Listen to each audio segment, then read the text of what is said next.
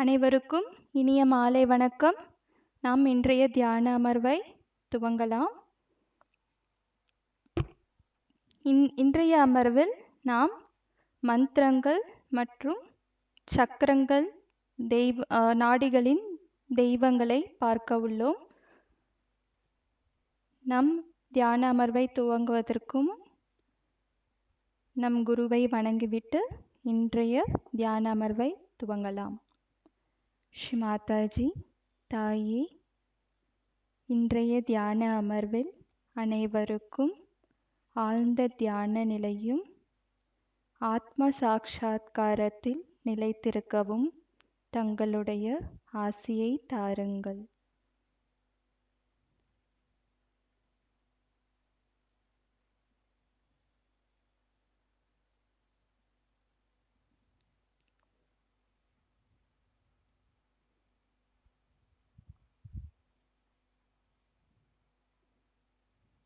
இப்போது அனைவரும் கூட்டாக குண்டலினியை உயர்த்தி பந்தன் எடுத்துக்கொள்வோம்.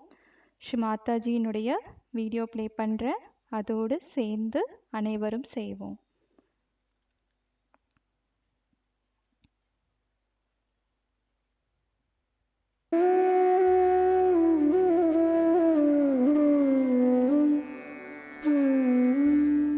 Hand has to be put in front like that, and the right hand is to be turned in a clockwise manner. Let's do it like that. You start moving it up, take it up like this, take it up, push back your head and loosen your shoulders and give it a twist. Now you tie it up there. One. You'll see the results just now, the proof of it. Now again do it.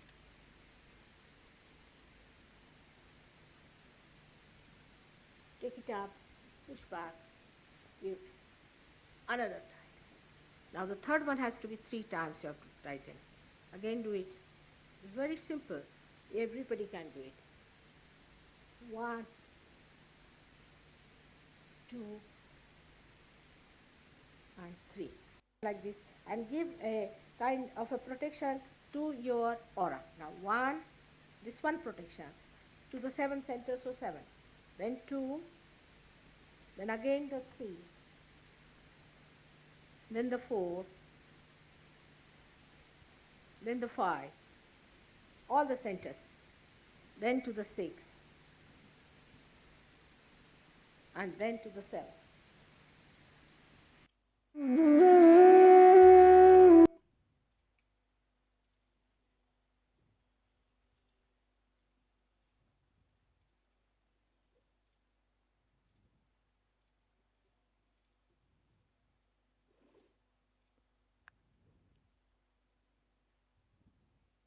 நம் சகஜயோகாவிற்கென்று மந்திரங்கள் உள்ளது. அந்த மந்திரங்கள் சமஸ்கிருத மொழியில் இருக்கும். அதற்கு காரணம் சமஸ்கிருத ஒலிகளுக்கு நுண்ணதிர்வுகள் இருப்பதே. நம்முடைய சக்கரங்கள் மற்றும் நாடிகளில் அதற்கான பிரதான தெய்வங்கள் உண்டு. எப்பொழுது நம் சக்கரம் பழுதடைகிறதோ அப்பொழுது நம் சக்கரத்தினுடைய தெய்வங்கள் அந்த சக்கரத்திலிருந்து விலகி செல்லும். அந்த சக்கரத்தில் திரும்பவும் தெய்வத்தினுடைய அருள் கிடைக்க, தெய்வம் எழுந்தருள நாம் மந்திரம், சமஸ்கிருத ஒலியில் மந்திரம் சொல்லி அந்த சக்கரத்தை நாம் ஆக்டிவேட் பண்ணுவோம். நம் ஆத்ம விழிப்புணர்வு கிடைத்த பிறகு நம்முடைய ஒவ்வொரு பிரார்த்தனையுமே மந்திரங்களாக மாறுகிறது. அதோடு சமஸ்கிருத மந்திரங்கள் உபயோகிக்கும் பொழுது இன்னும் அதுக்கு சக்தி கிடைக்கும். நமக்கு எல்லோருக்குமே தெரியும் ஓம் அப்படிங்கிற வார்த்தைக்கு எவ்வளோ சக்தி இருக்குன்ட்டு. அதற்கு காரணம் ஓம்ங்கிறது இந்த அண்டம் உருவான பொழுது ஏற்பட்ட ஒளி மற்றும் அந்த சிம்பல், அது ரெண்டையும் தான் நம்ம அந்த ஒளிக்கு அதனால் பவர் இருக்குன்னு சொல்கிறோம். அந்த ஒளிக்கும் நம்முடைய சகஸ்ரார சக்கரம் மற்றும் ஆக்ஞா சக்கரத்திற்கும் சம்பந்தம் உண்டு. அதே போல் ஒவ்வொரு சக்கரத்திற்கும் ஒவ்வொரு ஒளி, அதை வைத்து நாம் பீஜ மந்திரம் சொல்வோம். அதை பற்றி நம்ம அடுத்த வாரம் ஒரு வகுப்பில் பார்க்கலாம். இப்போ நம்ம சகஜ யோகாவில் இருக்கும் சமஸ்கிருத மந்திரங்கள் என்னென்ன, அதை எப்படி உபயோகிப்போம் என்பதை பார்க்கலாம். இந்த சமஸ்கிருத மந்திரத்தை நம் குருவை பெயரோடு சேர்த்து நாம் அந்த பிரதான தெய்வத்தையும் புகழும் பொழுது அந்த மையங்களுக்கு சக்தி கிடைக்கும். இப்போ நம்ம எப்பொழுதுமே நம்முடைய கூட்டு தியானம் அல்லது நம் வீட்டில் தியானம் செய்யும் பொழுது மகா மந்திரங்கள் முதலில் உபயோகிப்போம். அதற்கு காரணம் அந்த மகா மந்திரம் நம் சகஸ்ரார சக்கரத்தை ஆக்டிவேட் பண்ணுறதுக்காக யூஸ் பண்ணுறது. இப்போ இதுக்கெல்லாம் போகிறதுக்கு முன்னாடி நான் தெய்வங்களை பற்றி சொல்ல போகிறேன் இல்லையா? அதற்கு முன்னாடி முக்கியமாக சொல்ல வேண்டியது என்ன அப்படின்னா, நிறையா நம்ம இது நம்மளுடைய வாழ்க்கையில் நிறையா அவதாரங்கள் பற்றி நம்ம கேள்விப்பட்டிருப்போம். ஹிந்து மதத்தை மட்டும் அல்லாது மற்ற மதங்களிலும் புத்திசம், கிறிஸ்டியானிட்டி, இஸ்லாமிசம் இந்த மாதிரி மற்ற மதங்களிலும் தெய்வங்கள் அவதாரம் எடுத்து மக்கள் எந்த மாதிரியான வாழ்க்கை முறையில் வாழ வேண்டும் என்பதை கூறியுள்ளார்கள். அதாவது எல்லா அவதாரங்களும் தெய்வ சக்தி, அதாவது தெய்வம் என்பது ஒன்றே. ஏற்பட்ட அவதாரங்கள் எல்லாமே அந்தந்த காலகட்டத்தில் மனிதர்களுடைய பரிணாம வளர்ச்சிக்கு ஏற்றாற்போல் எப்படிப்பட்ட வாழ்க்கை நெறிமுறைகளை மக்கள் அதாவது ஃபாலோ பண்ணணும் அப்படிங்கிறத சொல்கிறதுக்காக தான் அவங்களோட அவதாரங்கள் எல்லாமே. ஆனால் மக்கள் அதை வச்சு அதனை மையமாக வச்சு மதங்களை உருவாக்கி அதன் மூலம் பிரிவினையை உருவாக்கியுள்ளோம். ஆனால் அவதாரங்கள் சொன்னது என்னன்னா, எல்லோரும் அன்புடன் ஒற்றுமையாக சேர்ந்து வாழணும் அப்படிங்கிறது தான். ஸ்ரீராமர் அவருடைய அவதாரத்தின் பொழுது அந்த காலகட்டத்தில் அரசர்களுடைய அரசாட்சி சரியாக இருக்க வேண்டும் என்பதற்காகவே அவருடைய அவதாரம் மற்றும் அவருடைய வாழ்நாள் முழுவதும் அவர் வாழ்ந்த வாழ்க்கை அந்த நெறிமுறைகளை அரசர்கள் பின்பற்ற வேண்டும் என்பதற்காகவே அவர் அவதாரம் எடுத்தார். அவருடைய காலத்திற்கு பிறகு அனைவரும் நிபந்தனைக்குட்பட்டு வாழ ஆரம்பித்தனர். அதனால ஸ்ரீகிருஷ்ணர் அந்த நிபந்தனைகளுக்குட்பட்டு வாழ்ந்தாலும் அதில் தர்மம் என்பது நல்ல விஷயத்துக்காக செய்ய வேண்டிய ஒன்று, நிபந்தனைக்குட்பட்டது இல்லை அப்படிங்கிறத சொல்றதுக்காகவும், வாழ்க்கை என்பது ஒரு நாடகம், லீலா அப்படின்னு சொல்றதுக்காகவும் அவருடைய அவதாரம் இருந்தது. இப்போ நம்ம ஜீசஸ் எடுத்துக்கிட்டாலும் அவர் மக்கள் அனைவரையும் மன்னிக்கணும் அப்படிங்கிறதுக்காக அவருடைய அவதாரம் இருந்தது. இப்போ ஒவ்வொரு சக்கரத்திலையுமே எல்லா அவதாரங்களும் எந்தெந்த சக்கரத்திற்கான பிரதான தெய்வங்கள் அப்படிங்கிறத சொல்றதுக்கு முன்னாடி நம்ம முதல்ல நம்ம நாடிகளுடைய பிரதான தெய்வங்கள் என்ன, மகா மந்திரம் என்னன்னு பார்த்துட்டு அதுக்கப்புறம் நாடிகளுடைய பிரதான தெய்வங்களை சொல்லி மந்திரங்கள் எப்படி சொல்வது என்பதை பார்க்கலாம். முதலில் மகாமந்திரம் சகஸ்ரார சக்கரத்திற்கும் ஆனது. நாம் தியானத்தை துவங்கும் முன் இந்த மந்திரம் சொல்லும் பொழுது நம்மளுடைய குண்டலினி சக்தியானது சகஸ்ரார சக்கரத்திற்கு நம் தியான நிலையை அடைவதற்கு, அதாவது எண்ணங்களற்ற நிலையை அடைவதற்கு உதவியாக இருக்கும். நான் ஏற்கனவே சொல்லியிருந்தேன், நம்ம தியானம் செய்வதற்கு முன்பு குண்டலினியை உயர்த்தி பந்தன் எடுத்துக்கொள்ள வேண்டும். அதன் பிறகு மகா மந்திரம் சொல்லி நம்ம தியானம் பண்ணும்போது நம்மளுடைய தியானம் இன்னுமே பவர்ஃபுல்லாக இருக்கும். இந்த மந்திரங்கள் எல்லாமே ஓம் துவமேவ சாக்ஷாத் அப்படின்னு ஆரம்பிக்கும். அதற்கு பிறகு எந்த தெய்வத்தின் பெயரை சொல்வோமோ பிரதான தெய்வத்தின் பெயரை சொல்லிவிட்டு அதற்கு பிறகு சாக்ஷா ஸ்ரீ ஆதிசக்தி மாதாஜி, ஸ்ரீ நிர்மலா தேவியை நமோ நமக அப்படின்னு சொல்லுவோம். துவமேவ அப்படின்னா யூ ஆர் அப்படின்னு, நீங்க தான் அப்படிங்கிறது அர்த்தம். நம் குண்டலினி தாய் சக்தியை குறிப்பிடுவது. ஓம் துவமேவ. ஃபர்ஸ்ட் நம்ம மகாமந்திரம் 3 மகாமந்திரம் பார்க்க போறோம். இது நம்ம சகஸ்ரார சக்கரத்திற்கும் இந்த மந்திரமே. நம்மளுடைய 3 நாடிகளின் தெய்வங்கள், அதாவது சக்திகள் என்னென்ன அப்படின்னா, மகாலட்சுமி நம்மளுடைய மத்திய நாடியினுடைய சக்தி, மகா சரஸ்வதி நம்மளுடைய வலது நாடியின் சக்தி, மகாகாளி நம் இடது நாடியின் சக்தி. சகஸ்ரார சக்கரத்தை கூறும் பொழுது சகஸ்ரார சக்கரா அனைத்தின் இணைப்பு அப்படின்னு நம்ம முன்னாடியே பார்த்தோம். இன்டிகிரேஷன் அப்படின்னு, கம்ப்ளீட் இன்டிகிரேஷன் அப்படின்னு சொல்லுவாங்க. அதனால சகஸ்ரார சக்கரத்திற்கும் மகாமந்திரத்திற்கும் சொல்லும் பொழுது இந்த 3 தெய்வத்தின் பெயரையும் கூறி திரிகுணாத்மிகா, குண்டலினி சாக்ஷாத், ஸ்ரீ ஆதிசக்தி மாதாஜி, ஸ்ரீ நிர்மலா தேவியை நமோ நமக. இது 3 மகாமந்திரத்தில் முதல் மந்திரம். இந்த மந்திரம் எல்லாமே வகுப்பு முடிந்த பிறகு நான் வாட்ஸ்அப் குரூப்பில் அனுப்பி வைப்பேன், எல்லோரும் பார்த்துக்கலாம். இரண்டாவது மந்திரம் ஓம் துவமேவ சாக்ஷாத் ஸ்ரீ கல்கி சாக்ஷாத் ஸ்ரீ ஆதிசக்தி மாதாஜி ஸ்ரீ நிர்மலா தேவியை நமோ நமக. ஏன் நம்ம கல்கி யூஸ் பண்ணுறோம் அப்படின்னா, கல்கி அவதாரம் என்பது ஒரு ஃபிசிக்கலான ஒரு அவதாரம் கிடையாது. ஸ்ரீராமர் ஸ்ரீ கிருஷ்ணர் மாதிரி. இது என்னன்னா, நமக்கு எல்லோருக்குமே தெரியும், ஸ்ரீராமர் ராவணனை எதிர்த்து போரிட்டார் வேற நாட்டின் அரசருடன். ஸ்ரீ கிருஷ்ணர் ஒரு குடும்பத்துக்குள்ளேயே ஏற்பட்ட பிரச்சனையை எதிர்த்து போரிட்டார். ஸ்ரீ கல்கி அப்படிங்கிறது என்னன்னா, நமக்குள்ள இருக்கும் எதிர்மறையை எதிர்த்து, நம்ம கலியுகத்துல நமக்குள்ளேயே நல்லது கெட்டதுங்கிற மாதிரி டுவாலிட்டி இருக்கு. ஒரு சிலர் அப்போ நல்ல எண்ணங்கள் இருக்கும், திடீர்னு அவருக்கே ஒரு கெட்ட எண்ணம் வரும். இந்த மாதிரியான எதிர்மறைகளை எதிர்த்து போராடுவதே கல்கி. அது என்னன்னா, நமக்குள்ளதான். நம்ம தியானம் மூலமா அனைவரும் கூட்டு தியானத்தில் இணையும் பொழுது, நம்மளுடைய சக்திகள் ஒன்று கூடும் பொழுது அந்த சக்தியே கல்கி அவதாரமாக கருதப்படுகிறது. இதைதான் நம்மளுடைய குருவான ஸ்ரீ மாதாஜி கூறியிருக்காங்க. நம்ம தியானத்துல ஆழ்ந்த நிலையில போகும்போது நம்ம அந்த கூட்டு தியானத்தின் அந்த விராட்டா சக்தியை நம்மளால உணர முடியும். அதை பத்தி நீங்க ரொம்ப இப்ப யோசிக்க வேண்டாம். இப்போதைக்கு இந்த இரண்டாவது மந்திரம் என்னன்னு பார்த்துக்கோங்க. அடுத்தது மூன்றாவது மந்திரம் ஓம் துவமேவ சாக்ஷாத் ஸ்ரீ கல்கி சாக்ஷாத் ஸ்ரீ சஹஸ்ரார சுவாமினி மோக்ஷ பிரதாயினி மாதாஜி ஸ்ரீ நிர்மலா தேவியை நமோ நமக.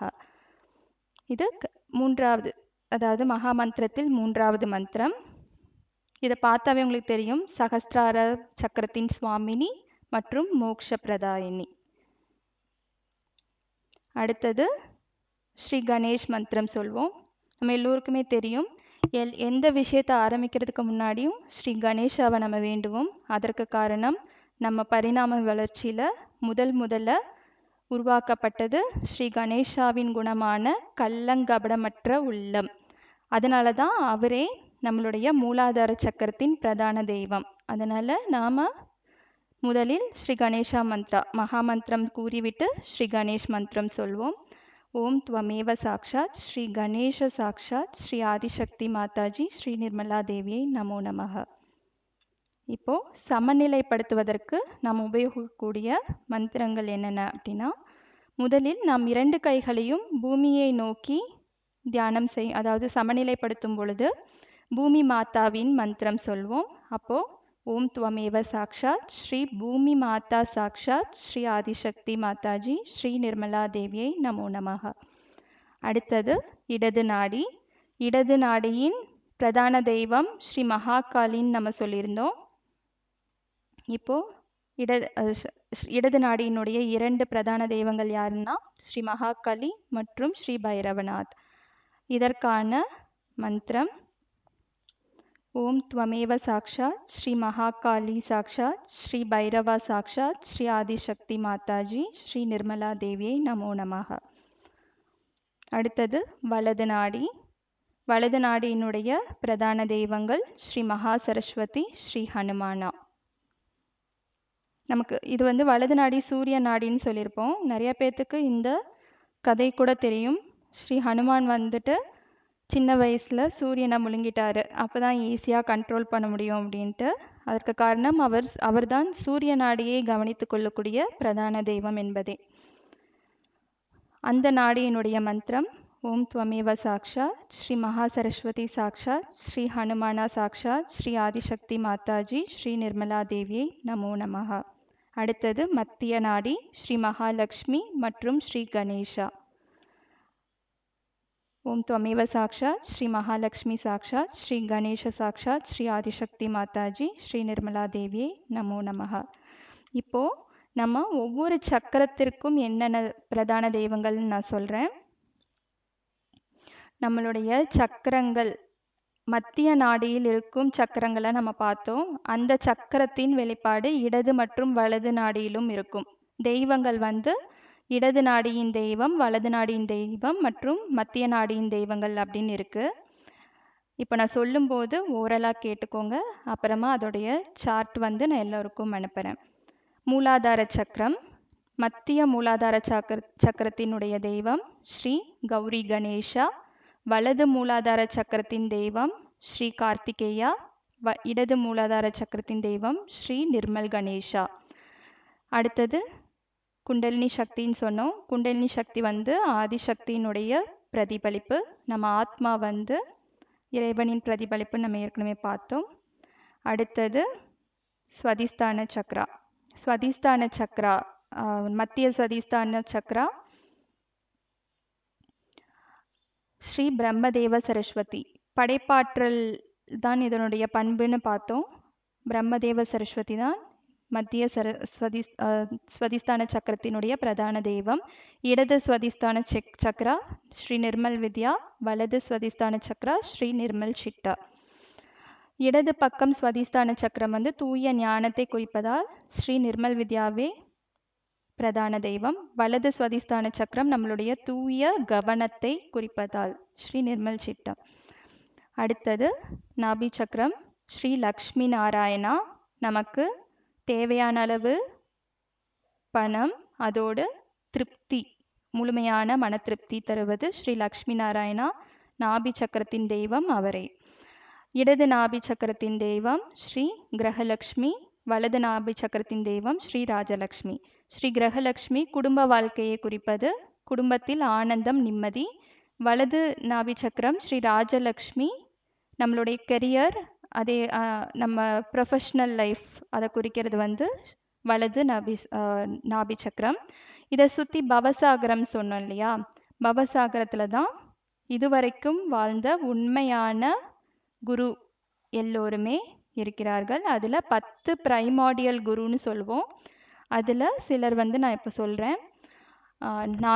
நபிகள் நாயகம், ஆதிகுரு தத்தாத்ரேயா, ஸ்ரீ ஷீரடி சாய்ராம், லாவோசி நம்ம போகர்னு சொல்லுவோம் இல்லையா? இந்த மாதிரியான உண்மையான குரு எல்லோருமே பவசாகரத்தில் இருப்பார்கள், நம்மளுடைய பவசாகரம் சரி செய்யப்படும் போது. அடுத்தது அனகத்த சக்கரம். அனகத்த சக்கரத்தில் மத்திய அனகத்த சக்கரம் ஸ்ரீ துர்கா மாதா. இடது அனகத்த சக்கரம் ஸ்ரீ சிவ பார்வதி. வலது அனகத்த சக்கரம் ஸ்ரீ ராமசீதா. நம்மளுடைய ஆத்மா ஸ்ரீ சதா சிவாவின் பிரதிபலிப்பு. எப்படி குண்டலினி சக்தி ஸ்ரீ ஆதிசக்தியின் பிரதிபலிப்போ அதுபோல். அடுத்தது விஷுதி சக்கரம். நடு விஷுதி சக்கரம் ஸ்ரீ ராதா கிருஷ்ணா. இடது விஷுதி சக்கரம் ஸ்ரீ விஷ்ணுமாயா. வலது விஷுதி சக்கரம் ஸ்ரீ யசோதா, ஸ்ரீ அல்லாஹூ அக்பர். நம்ம முஸ்லிம்ஸ்லாம் பார்த்தீங்கன்னா அவங்க செய்கிற நமஸ் எல்லாமே விஷுதி சக்கரத்தை சரி பண்ணுற மாதிரியே இருக்கும். அவங்க கூறுற அல்லாஹூ அக்பர் இது எல்லாமே விஷுதி சக்கரத்தை சரி செய்யக்கூடிய ஒரு எக்ஸசைஸ் மாதிரி.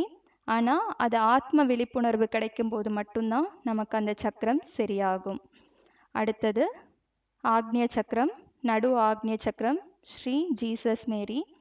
இடது ஆக்னிய சக்கரம் ஸ்ரீ மகாவீரா. வலது ஆக்னிய சக்கரம் ஸ்ரீ கௌதம புத்தா.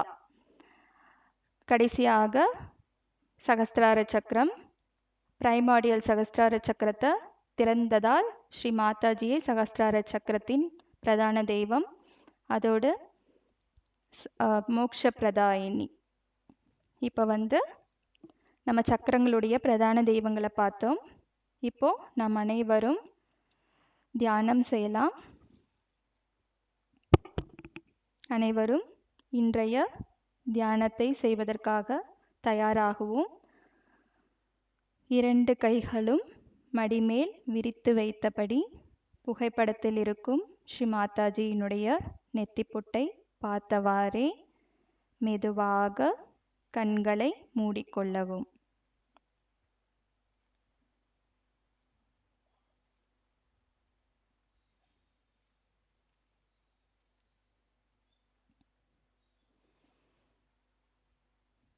இப்போது நாம் மகாமந்திரம் சொல்லி நம் தியானத்தை துவங்கலாம். ஓம் த்வமேவ சாக்ஷாத் ஸ்ரீ மகாலக்ஷ்மி மகாசரஸ்வதி மகாகாளி त्रिगुणात्मिका कुण्डलिनी साक्षात् श्री आदिशक्ति माताजी श्री निर्मला देव्यै नमो नमः.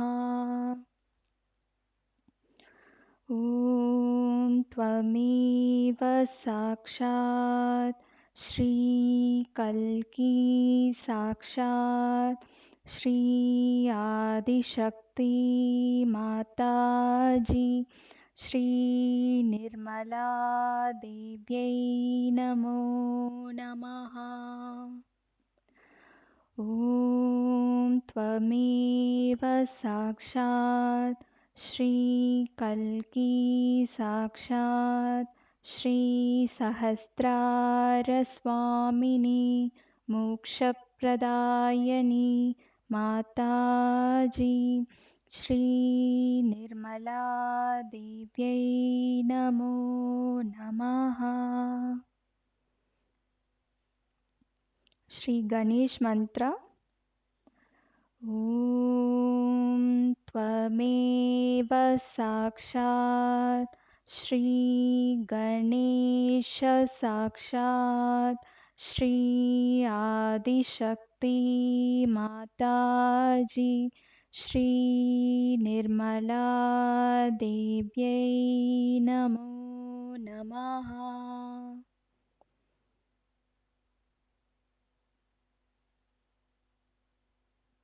இப்போது அனைவரும் மெதுவாக 2 கைகளையும் பூமி மாதா மீது வைத்து கொள்ள வேண்டும். நாற்காலியில் அமர்ந்திருந்தால் பூமி மாதாவை பார்த்தவாறு. ஸ்ரீ பூமி மாதா மந்த்ரா.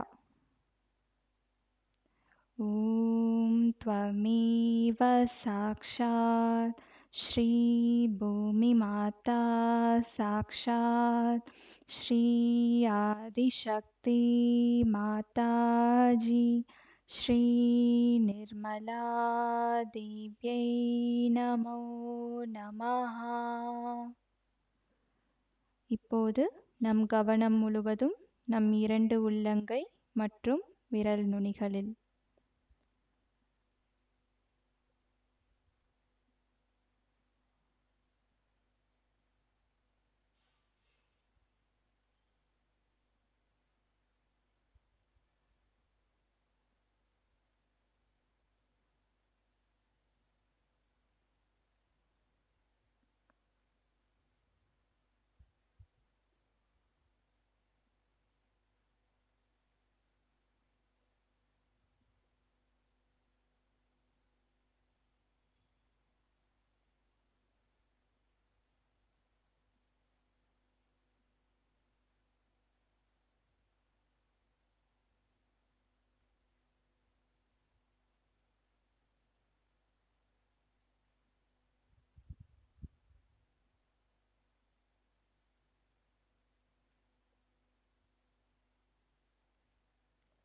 இப்போது அனைவரும் மெதுவாக இடது கையை மடிமேல் விரித்து வைத்துக் கொள்ள வேண்டும்.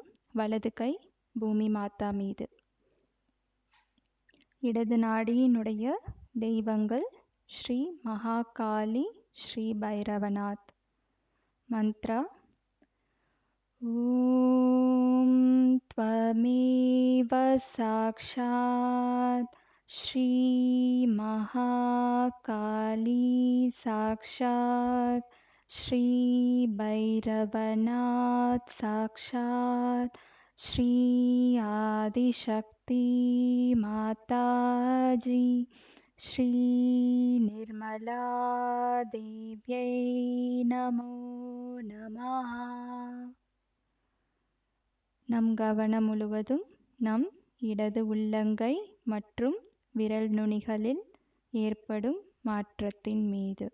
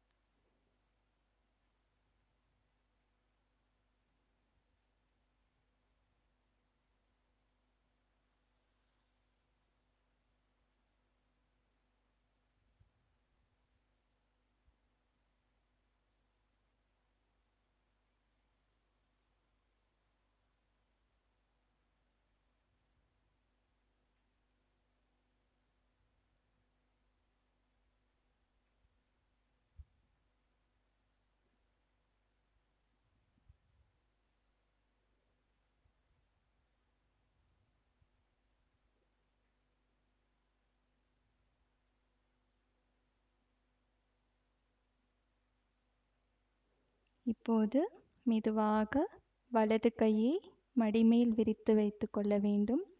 இடது கையை மடக்கி விரல் நுனிகள் ஆகாயம் பார்த்தவாறு.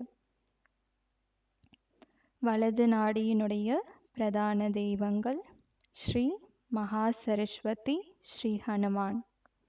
மந்த்ரா ஓம் த்வமேவ சாக்ஷாத் ஸ்ரீ மகா சரஸ்வதி சாக்ஷாத் ஸ்ரீ ஹனுமான் சாக்ஷாத் ஸ்ரீ ஆதிசக்தி மாதாஜி ஸ்ரீ நிர்மலா தேவ்யை நமோ நமஹ. நம் கவனம் நம் வலது உள்ளங்கை மற்றும் விரல் நுனிகளில்.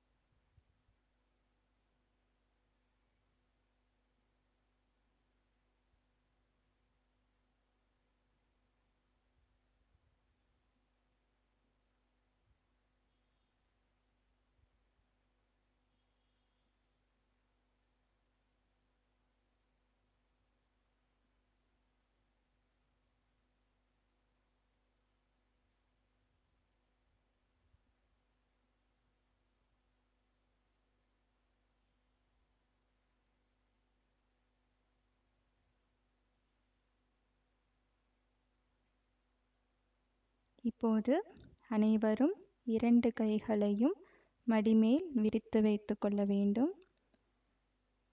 சுழுமுனை நாடி தெய்வங்கள் ஸ்ரீ மகாலட்சுமி, ஸ்ரீ கணேஷா. மந்த்ரா ஓம் த்வமேவ சாக்ஷாத் ஸ்ரீ மகாலட்சுமி சாக்ஷாத் ஸ்ரீ கணேஷ சாக்ஷாத் ஸ்ரீ ஆதிசக்தி மாதாஜி ஸ்ரீ நிர்மலா தேவ்யை நமோ நமஹ. இப்போது நம் கவனம் நம் மத்திய நாடி அல்லது 2 உள்ளங்கை.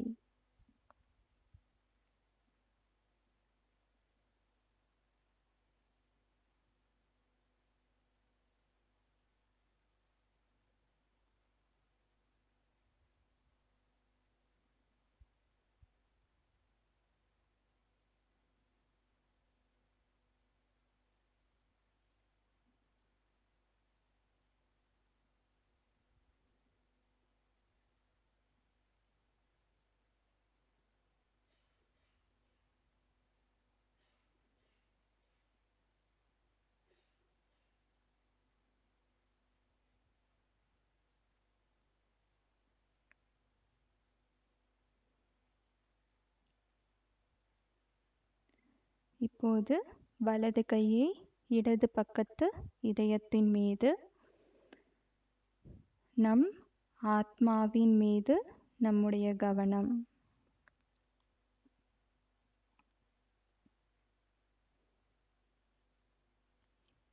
மனசுக்குள்ள, தாயே, நான் ஒரு தூய ஆத்மா.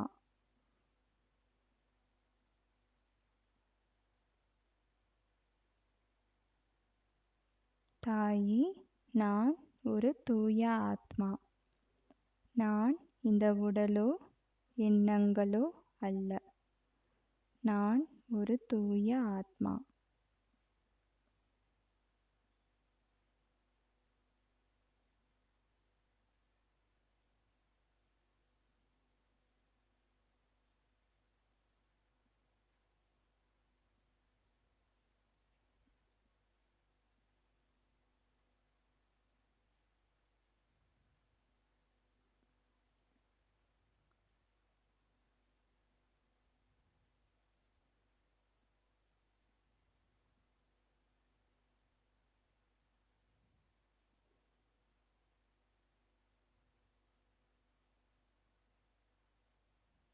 நம் ஆத்மாவை சுற்றியும் நம்முடைய 7 சக்கரங்களினுடைய ஆறாக்கள் இருக்கும்.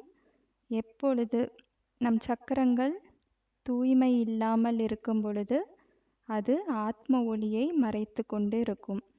எப்போ நம்ம சக்கரங்கள் சுத்தம் செய்யப்படுதோ அப்போ நம்ம ஆத்ம ஒளி பெருகும்.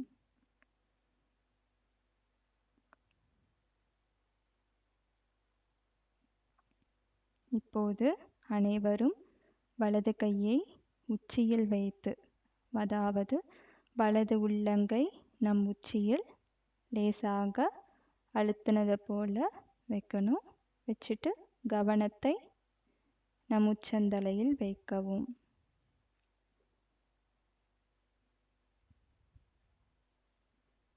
தாயே, எங்களை ஆத்ம சாட்சா்காரத்தில் நிலைத்திருக்கச் செய்யுங்கள்.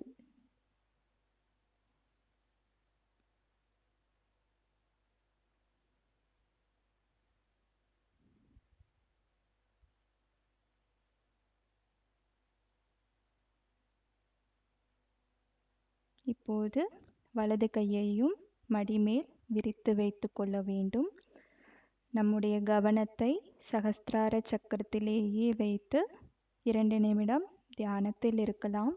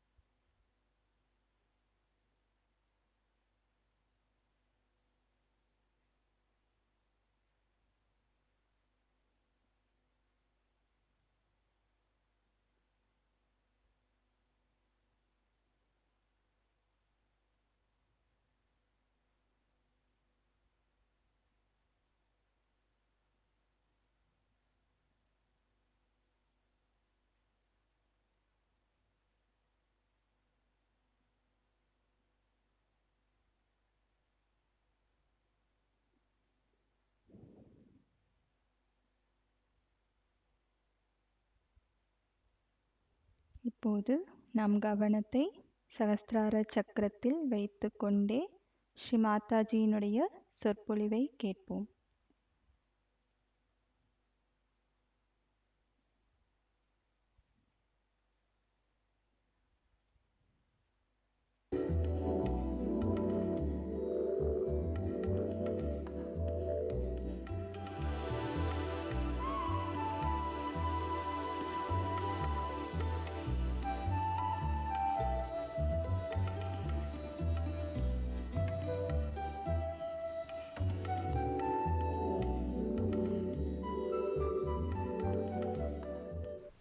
I would like to tell you about the great word called Om, what it is, what it represents, and how it came into being.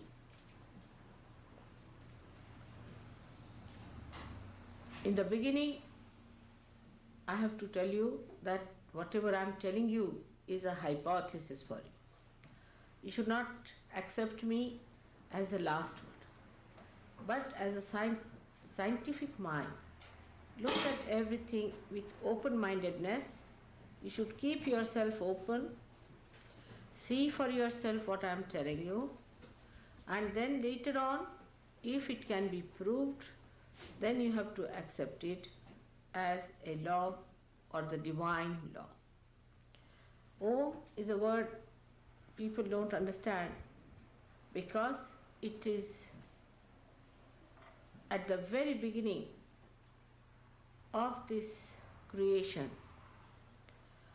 that the energy of God, energy of His love, separated from His identity. He pushed her, call it as lasya. He pushed her to create. And he became the spectator and she had to create. At that time when she was pushed, we don't have here something to show you how it worked. But when he tried to push her, her movements went into a kind of a word which is written as like this, three, a, u and ma. So there are three words in it. At the time of that pushing, when the separation took place, there was a sound. This is the first sound, and that sound is called as Om. So many people call it as Logos, but to understand it, you have to go deeper into it and what it was. So her power got divided into three, a, u and ma. And that's how she became Om. So Om is the sound which is emitted when she creates, which acts as the basis of the essence of her love. Then how she started creating is a very long story which I won't be able to tell you today. But this Om is the one that she first used to create the innocence on this earth. So this Om was the innocence with which she filled the whole universe.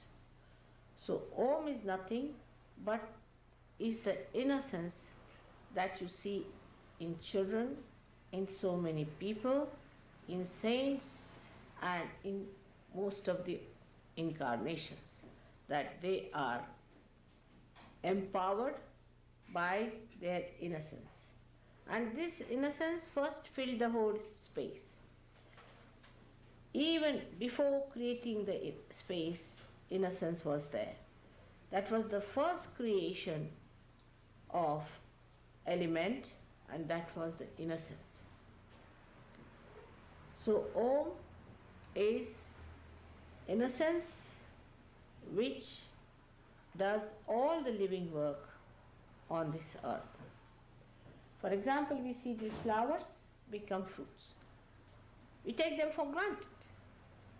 We don't understand that there must be some great mechanism to make the flowers a fruit. We take everything for granted. For example, we take ourselves for granted. We have come from amoeba stage to this stage, and we take ourselves for granted. We don't know how we have become this. We have to know that we have become this because there must be some purpose behind it. And because we do not know the purpose, that's why we are confused. Now this A, U and Ma are three powers. The first power, as we call it in Sahaja language, in a personified way, is of creation power, you can say. The power, no, I'm sorry, is the first power is of the desire power, by which God desired. We call it as the Mahakali power, which resides on the left side of the primordial being, which resides within us on the left hand side, which is manifesting outside the left sympathetic nervous system, which looks after, caters after our past, which caters after our emotions. Just now somebody told me that in the West it is not regarded very good to express your emotions, which is a wrong thing. You should not suppress your emotions. Emotions are very important because they give the balance to personality. Whatever it is, this left side developed into a society of people, groups of people who started worshipping God without thinking, like Catholicism you can say, or any such thing, that they did not think. There was non-reflecting kind of people who would just surrender to God and pray to God. But as I told you yesterday, the mistake was that we believed that we have achieved the end was a wrong thing, because we were not educated on that part. Just by going to some guru, by reading some book, by propounding some sort of a theory, or by saying that we are such and such, we do not become. And such people who just became different organizations really created a fortress for themselves into which truth could not enter. So we had to keep ourselves open to know that yes, we believe in God, all right, but still the light of God has not been expressed within us. It is not yet we have felt the light on our central nervous system. If we really are truthful, we have to just believe that yes, there is God, there is His power. Because we see all these things happening which we take for granted, we can't explain. At least we have to believe there is a power, all-pervading power which does this. Imagine an Indian will produce an Indian child, a mango tree will produce mangoes, an apple tree will produce apple. Who does this sorting out? It's tremendous. Tremendous things are happening, but we take everything for granted. Now all these things happen to us, but we take things for granted, and also we take for granted our beliefs. So the left-sided people started working on the devotion and dedication and saying that God, you are everything. But those who were not educated by great saints and seers accepted it as if they are the chosen ones, or they are something already achieved God, or they are already realized souls, and they formed groups. And that was the death of truth there. Do you feel कि आप बहुत ज़्यादा distracted life?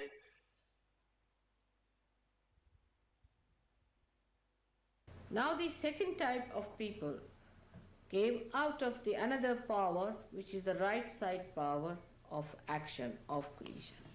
Out of this power, the whole creation took place of all the sun, the moon, the stars and all constellations, and all the 14 universes were created out of this power, which is the right-sided, called as Mahasaraswati. This power started working among people, and they thought that as this power has created all the elements, we should try to go to the essence of the element and try to invoke it.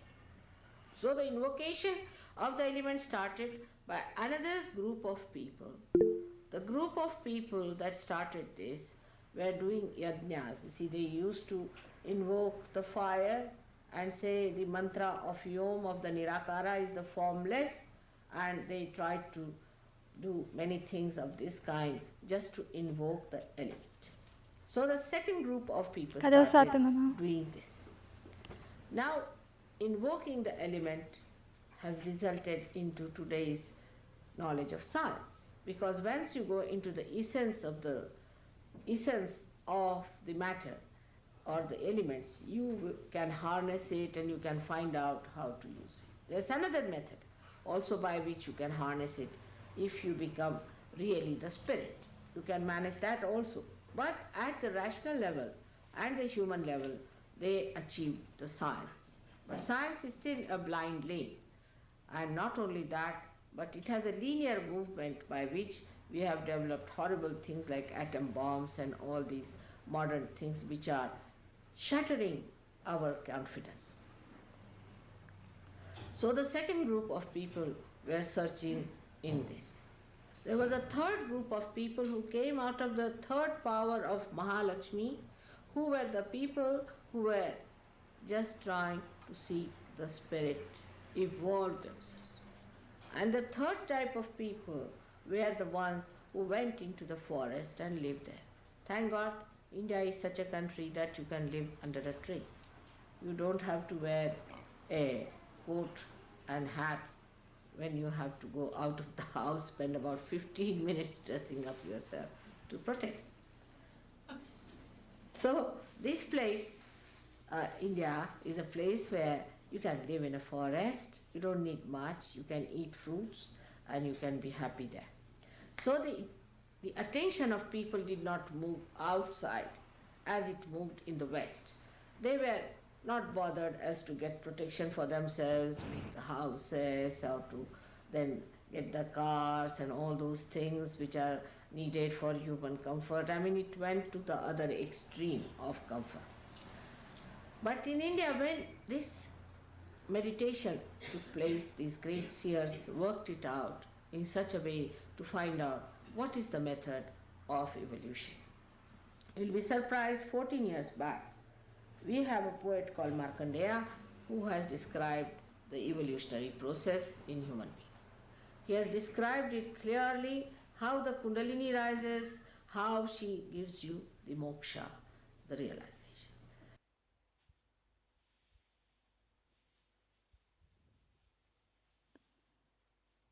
இப்போது அனைவரும் கூட்டாக குண்டலினி சக்தியை உயர்த்தி பந்தன் எடுத்துக்கொள்வோம்.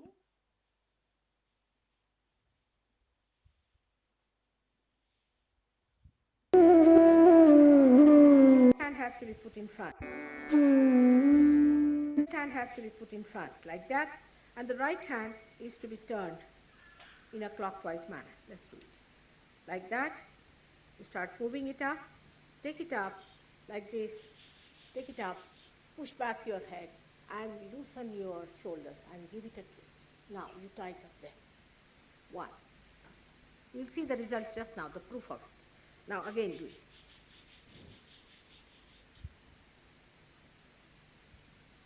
Take it up, push back. Another time. Now the third one has to be 3 times you have to tighten. Again do it. It's very simple. Everybody can do it. 1, 2, and 3. Like this. And give a kind of a protection to your aura. Now 1, this one protection to the 7 centers, so 7. Then 2, then again the 3, then the 4, then the 5, all the centers, then to the 6, and then to the 7.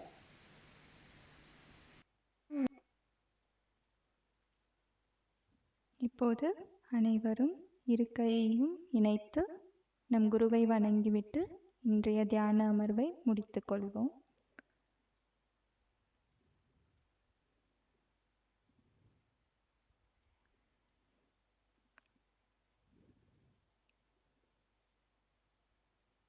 யாருக்காவது doubt இருந்தால் unmute பண்ணிட்டு கேட்கலாம். சொல்லுங்கள் sir. சொல்லுங்கள் sir, கேட்குது, சொல்லுங்கள். Madam நம்ம தியானம் பண்ணுறச்சே இதுக்கு முன்னாடி பார்த்தீங்கன்னா தரையில் வெறும் தரையில் அமர்ந்து பண்ணக்கூடாது, ஏதாவது கிளாத் ஏதாவது தர்பை புல் பாய் அது மாதிரி போட்டுட்டு தான் பண்ணணும், இல்லைன்னா எர்த்து வந்து நம்மளுடைய சக்தியெல்லாம் இழுத்துக்கும் அப்படின்னு அது பெரும்பாலும் தவறான தியானத்தில் நான். அது தவறான ஒரு இது சார். ஆக்சுவலாக ஓகே. நம்ம பூமி தாய் மீது ம். நேரடியாக அமர்ந்து பண்ணும்போது பூமி தாய் ம். நம்மளுடைய எதிர்மறை சக்திகளை ஈர்த்து கொள்வார். Okay okay madam. ஓகே. நீங்கள் சரி. உங்களுக்கு ஒரு ஆ வேளை அன்கம்ஃபர்டபுளாக இருக்குன்னா, ஏதாவது உங்களுக்கு கால் வலி அந்த மாதிரி ஏதாவது கீழே வெறும் தரையில் உட்கார்றதுக்கு இருக்குன்னா, ஏதாவது பெட்ஷீட் அந்த மாதிரி போட்டுக்கலாம். ம் விரிப்பு ம் ம் ஏதாவது போட்டு அது மேலே அமர்ந்து கொள்ளலாம். ம் சரி. சரிங்க மேடம். அப்புறம் இப்போ நம்ம மாதாஜி அம்மா அவங்க அவங்க அந்த இது குண்டலினி பந்தன் எடுத்து சொல்லியிருந்தாங்கல்ல, ஆமாம். அதில் அவங்க 3 ஸ்டெப்பு காட்டுறாங்க. அதாவது மூலாதாரம், சுவாதிஷ்டானம், மணிப்பூரகத்துக்கு வந்து அப்படியே அந்த 3 முடிச்சு போடுறாங்க. அது 4வதுக்கு 4 முடிச்சு போடணும், 5வதுக்கு 5 முடிச்சு, அதுக்கு மேலே தேவையில்லையா மேடம்? அந்த 3ஓட இல்லை போதுங்களா? இல்லை, ஃபஸ்ட்டு முடிச்சு போடுறது வந்து குண்டலினியை உயர்த்தி 3 ம். நாடிகளுக்காக 3 முறை மட்டுமே போடுவோம். குண்டலினியை ஓகே. உயர்த்தி பந்தன் போடுவோம். சாரி, உயர்த்தி சரி. முடிச்சு போடுவோம். முதல் ஓகே. முறை 1 முடிச்சு, 2வது ஓகே. முறை 2 முடிச்சு, 3வது முறை ம். 3 முடிச்சு. ஆனால் அந்த அதுக்கப்புறம் 3 முறை. ம். சொல்லுங்க சொல்லுங்க சார். சொல்லுங்க. 3 முறையும் அந்த மூலாதாரத்துலேருந்து தான் ஆரம்பிக்கணும்ல மேடம்? ஆமாம், கரெக்டு. ஓகே கீழே ஓகேங்க இருந்து மேடம். நம்ம குண்டலினி மாதாவை உயர்த்தி தலையில ம். முடிச்சு தலைக்கு மேலே கொண்டு வந்து முடிச்சு போட்டு நம்ம சகஸ்திரார சக்கரத்துல நிலைநிறுத்த வைக்கிறோம். சரிங்க madam. Okay. Thank you madam. Thank you thank you. Sir. ம் ம் மேடம், சொல்லுங்க சார். இப்ப இந்த நான் வாழ்வு வந்து இந்த ஈசால தான் பண்ணியிருக்கேன், தவம் பண்ணியிருக்கேன்.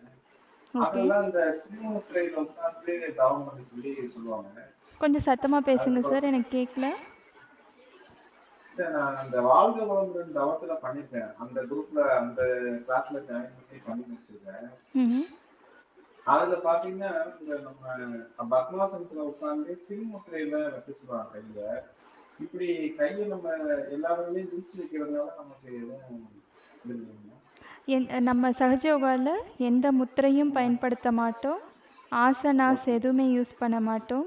நான் முதல் வகுப்பு நீங்கள் அட்டன் பண்ணியிருந்தீங்கன்னா தெரிஞ்சிருக்கும். ஆசனாஸ் அது எல்லாமே இறுதியாக நம்மளுடைய குண்டலினி சக்தியை உயர்த்துவதற்கு தான். அது வந்து நான் எந்த குருவையும் பற்றி இப்போ பர்டிகுலராக பேச விரும்பலை. நீங்களே தியானம் பண்ணும்போது தெரிஞ்சுப்பீங்க.